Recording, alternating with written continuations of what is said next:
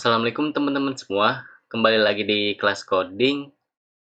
Nah, kali ini kita akan belajar kelas dan objek. Oke, langsung aja. Nah, sebelumnya kita akan buat package ya. Nah, teman-teman tinggal klik kanan di bagian source, lalu new, dan package. Misalnya saya akan buat kelas coding. Ini terserah teman-teman ya. Lalu kita akan buat kelasnya. Nah, teman-teman tinggal klik kanan di bagian package-nya, pilih new, Kotlin file atau class. Kita juga bisa menggunakan Java class, tapi kita akan membuat Kotlin class saja ya. Nah, teman-teman tinggal pilih class. Nah, misalnya saya akan membuat kelas dengan nama student. Dan pastikan diawali huruf besar. Nah, dalam membuat kelas itu pasti ada keyword kelasnya ya. Dan ada nama kelasnya. Nah, kelas ini dia merupakan cetakan atau blueprint dari objek. Dan student ini dia merupakan entitas datanya ya, atau kita bisa sebut sebagai realnya.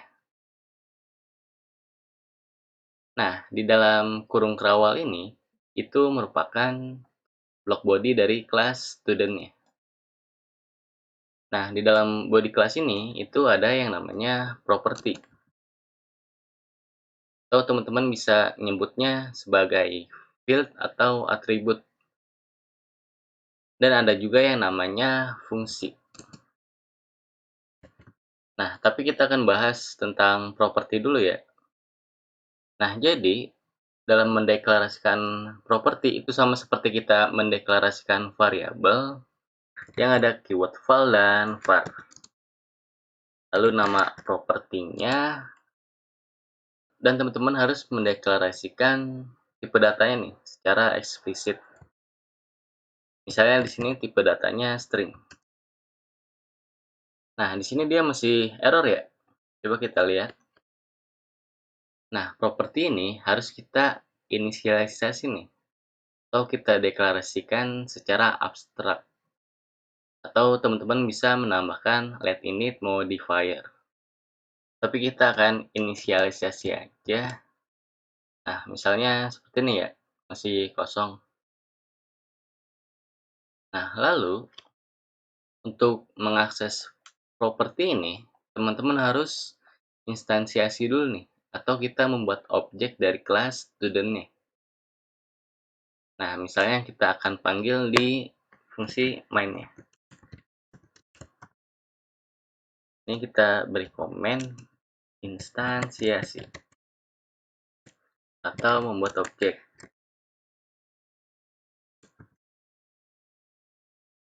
Untuk instansiasinya ini gampang banget nih. Teman-teman tinggal deklarasikan variabel, misalnya objek 1. Lalu sama dengan, dan kita panggil nama kelasnya, student. Dan jangan lupa buka kurung dan tutup kurungnya. Nah, dengan sesimpel ini kita sudah membuat objek dari kelas student-nya. Mungkin teman-teman udah pernah belajar tipe data primitif ya. Misalnya variabel A sama dengan nama. Nah, nama ini dia merupakan nilai tunggal yang kita simpan ke variabel A. Jadi variabel ini dia hanya bisa menyimpan satu data. Tapi untuk kasus yang di atas, objek student ini kita simpan ke variabel objek 1. Dan student ini merupakan representasi data dari kelas student-nya. Nah, student ini dia memiliki data yang ada di dalam kelas student-nya. Boleh berupa propertinya atau fungsinya. Karena setiap objek itu memiliki tugas dan fungsinya masing-masing ya. Jadi kita bisa mengakses properti dan fungsi yang ada di kelas student-nya. Nah, ini bisa kita hapus saja. Nah, untuk mengaksesnya, teman-teman tinggal panggil nama variabelnya, objek satu titik, dan name. Nah, name ini merupakan properti yang ada di kelas student-nya. Misalnya kita ganti kelas coding. Dan kita bisa langsung print line.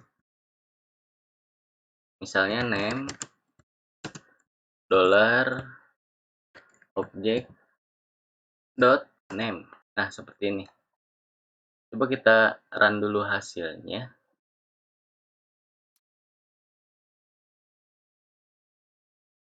Nih, kita resize dulu ya. Nah, keluar ya outputnya, kelas coding. Nah, jika keyword ini kita ganti file, nah dia akan error.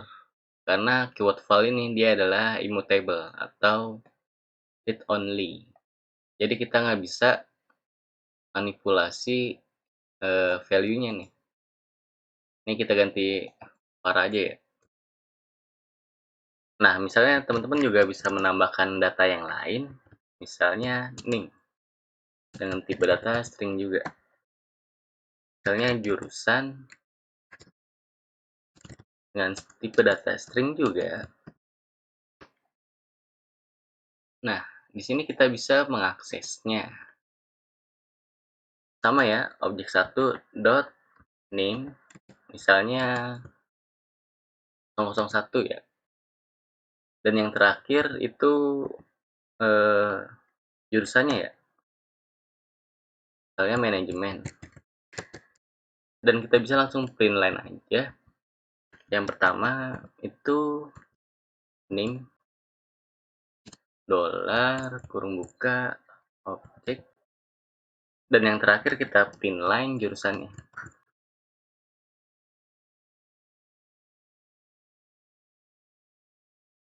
Nah, seperti ini. Coba kita run hasilnya. Nah, sukses ya. Outputnya sesuai yang kita inginkan. Nah, dalam satu kelas ini, teman-teman bisa membuat banyak objek. Misalnya kita akan buat variabel objek 2 ya. Objek 2 sama dengan student. Dan misalnya objek 3 student juga. Nah, jadi kita sudah mempunyai 3 objek yang kita simpan. Pertama di objek 1, di variabel objek 1, yang kedua di objek 2, dan yang ketiga di objek 3. Nah, teman-teman tinggal copy aja. Ini kita kasih enter, misal biar nggak pusing. Nah, yang objek 1 kita ganti objek 2. Nah, misalnya namanya kita ganti Ali, dan name-nya 2, dan jurusannya kita ganti teknik. Teknik apa nih? Dan yang terakhir objek 3-nya kita ganti. Ini kita ganti namanya misalnya Teguh. Dan ini kita ganti 3. Dan jurusannya apa nih? Depok. Bukan. Jurusannya apa lagi ya? Jurusannya misalnya bahasa. Nah, teman-teman tinggal copy aja. Nantinya kita akan cetak. Nah, yang pertama ini objek 2, dan yang terakhir objek 3. Nah, oke. Coba kita run dulu hasilnya.